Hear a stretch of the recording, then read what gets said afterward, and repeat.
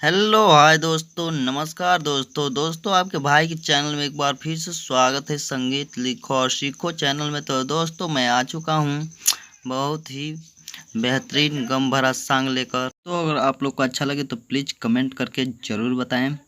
और सबसे पहले मेरा वीडियो देखने के लिए मेरे चैनल को सब्सक्राइब कर ले और बेल आइकन प्रेस कर दे। तो दोस्तों चलिए इसी के साथ शुरू करते हैं सॉन्ग। मेला दिलों का आता है एक बार, आके चला जाता है। मेला दिलों का आता है एक बार, आके चला जाता है। आते हैं मुसाफिर, आना ही है सबको, क्यों जाते हैं मुसाफिर। मेला दिलों का आता है एक बार, आके चला जाता है। तो दोस्तों इसी सॉन्ग पर मैं गा कर सुनाऊंगा अभी इसको। चलिए दोस्तों शुरू करते हैं इसके साथ। अब हमारा ना केहू के आस बा, उहे धोखा दे गइल जे खास बा।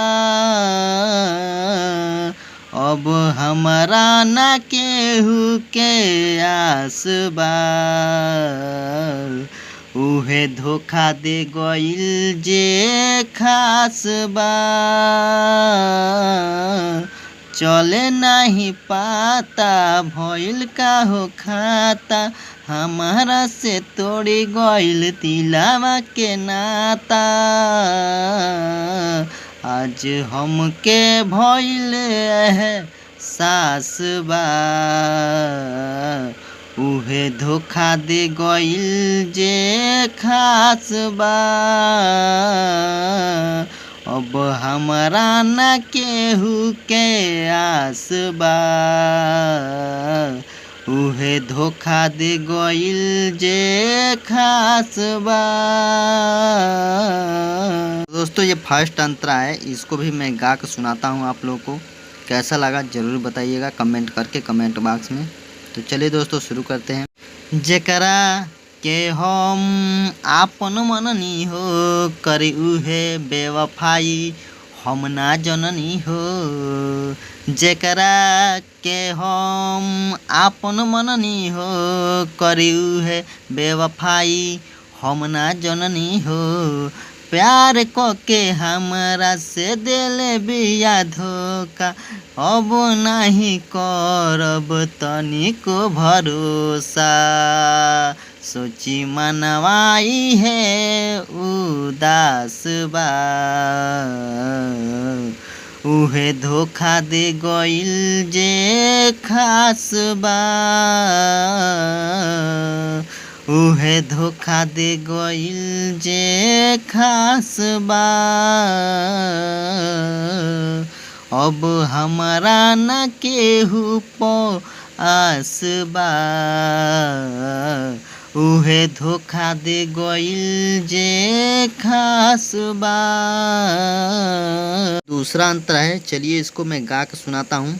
आप लोग को कैसा लगा कमेंट बॉक्स में कमेंट करके ज़रूर बताएं और मेरे चैनल को सब्सक्राइब कर ले और बेल आइकन प्रेस कर दें सबसे पहले वीडियो देखने के लिए। चलिए दोस्तों शुरू करते हैं। गलती बड़ा कोई नी प्यार को के ओकरा साथे, इल्जाम लगा गइल हमारा सगरो माथे, हमारा सगरो माथे।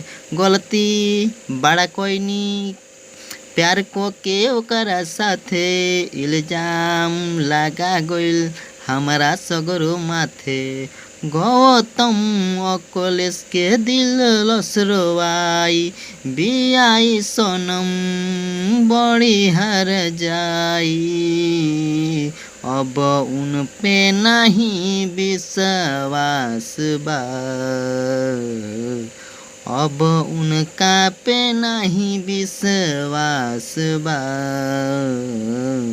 उहे धोखा दे गइल जे खास बा। अब हमारा न केहू के आस बा, उहे धोखा दे गइल जे पास बा। चले नहीं पाता भइल का हो खाता, हमारा से तोड़ गो दिलावा के नाता। अच्छा हमारा भइल एहसास बा। चलिए दोस्तों, इसके साथ अलविदा, नेक्स्ट वीडियो में मिलते हैं, तब तक के लिए।